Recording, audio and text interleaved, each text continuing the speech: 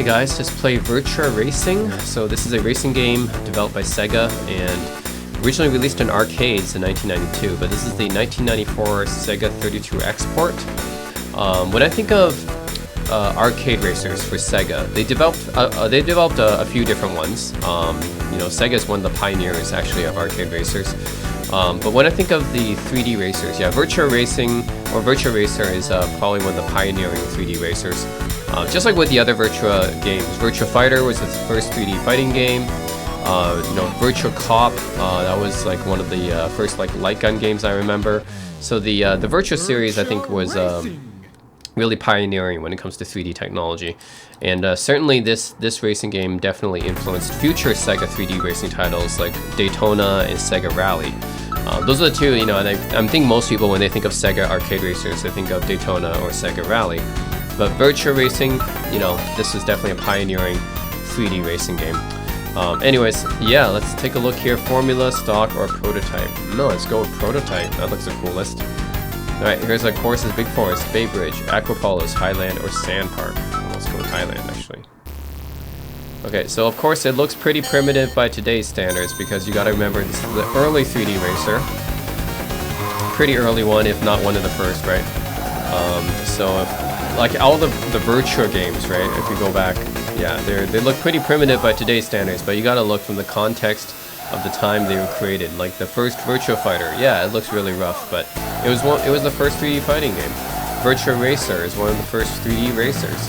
You know, you gotta look at the context from the time it was created. You know, and from that standpoint, yeah, visually it is pretty impressive. You know, considering it's one of the first 3D racers. Nowadays it looks like crap, but you know, 3D games had to start from somewhere, right? And the Virtua series really was influential when it comes to pioneering 3D gaming.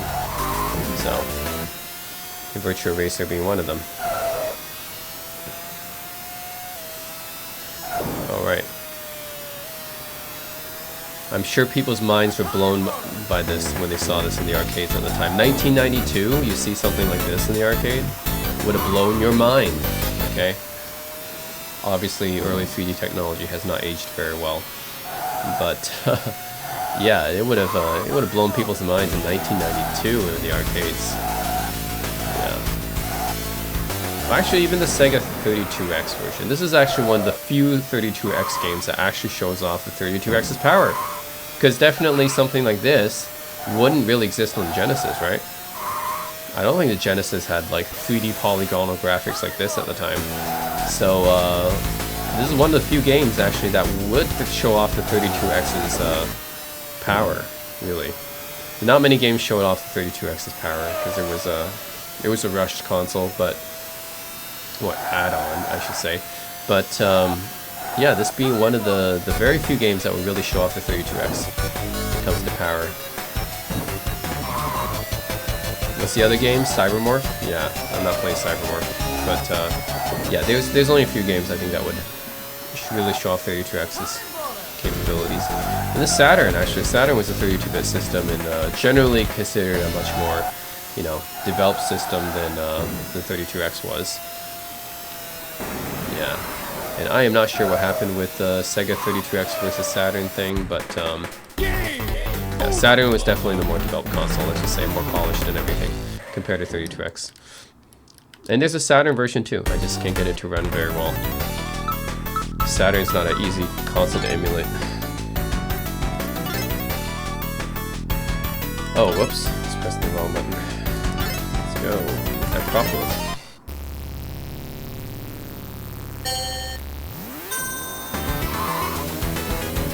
These other cars here.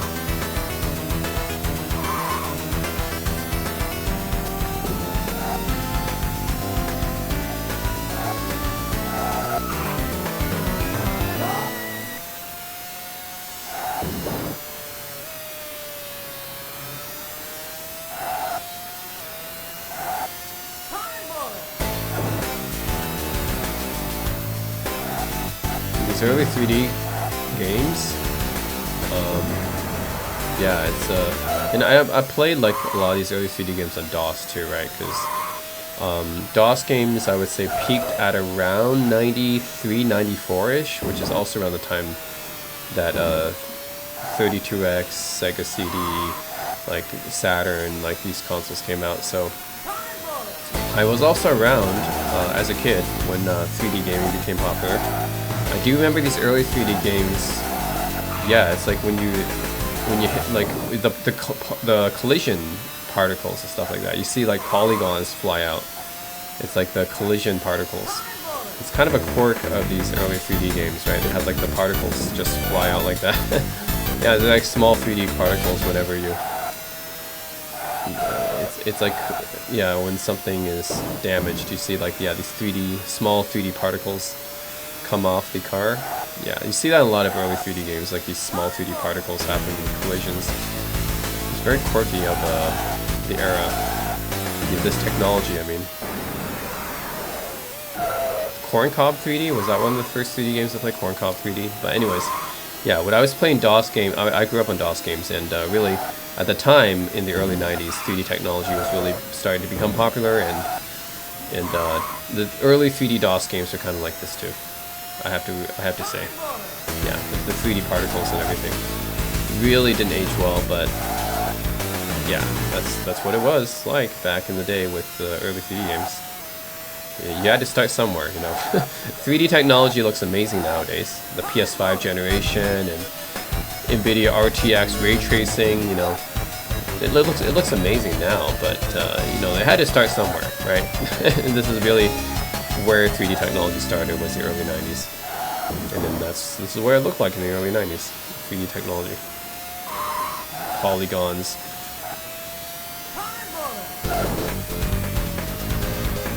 Oh man, I'm really not doing well because they always... I'm like always trying to go as fast as I can, and I'm not catching up to them at all.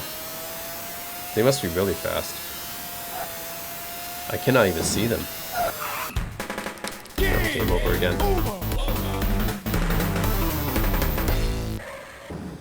Ew. Okay, 60. I don't know. They always outrace me. I can't catch up to them. Oh, Bay Bridge. This must be San Francisco, right? Is this San Francisco? Let's go stock car this time. Is this Golden Gate Bridge? Why is it called the Bay Bridge? Looks like the Golden Gate Bridge to me in San Francisco. Yeah, that's a Golden Gate Bridge, not the Bay Bridge. The Bay Bridge is the other bridge in San Francisco, which is, in my opinion, better looking than the Golden Gate at night. The Golden Gate is obviously better looking than in the daytime, but the Bay Bridge is better looking at night because it lights up and stuff. And the Golden Gate Bridge doesn't really light up as much at night. I mean, it does still, but not quite to the same degree that Bay Bridge does. And yeah. Anyways, my opinion after having lived in San Francisco for a while, a couple of years, yeah, the Golden Gate Bridge looks better in daytime. The Bay Bridge looks better at nighttime.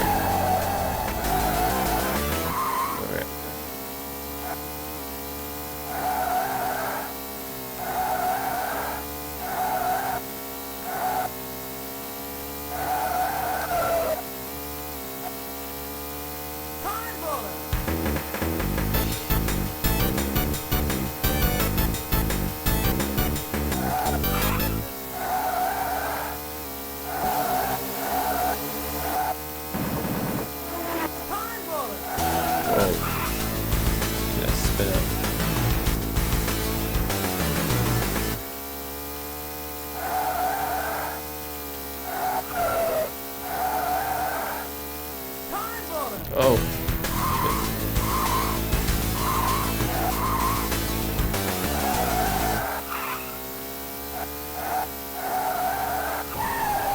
This is really supposed to be San Francisco, I wonder. And the only thing is like that Golden Gate Bridge looking bridge.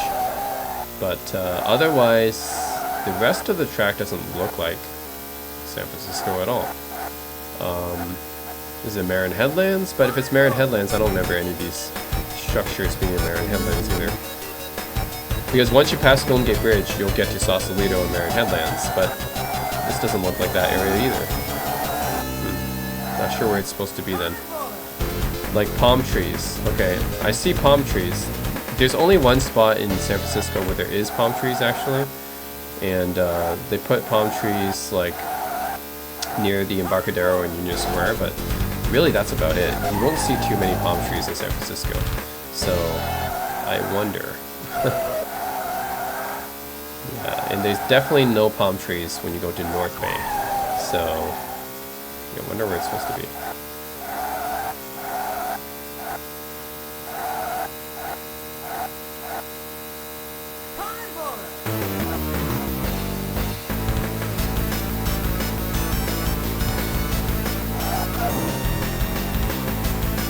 Oh, I'm out of time already. Well, anyways, guys, Virtua Racing. Yeah, there's definitely better racing games, obviously, to play, but it's just interesting from a historical standpoint because this was one of the first 3D racing games. So, you know, just like with Virtua Fighter, right? Nobody's gonna go back to Virtua Fighter 1 or 2 and say they're great today. But certainly from a historical perspective, it's interesting to go back to, you know, just the historical perspective. That's about it. Like, yeah, 3D technology had to start from somewhere. So, anyways, yeah, Virtua Racing. Okay, go play Daytona Sega Rally Championship. That's all I gotta say. But it had to come from somewhere. All right, thanks for watching, guys.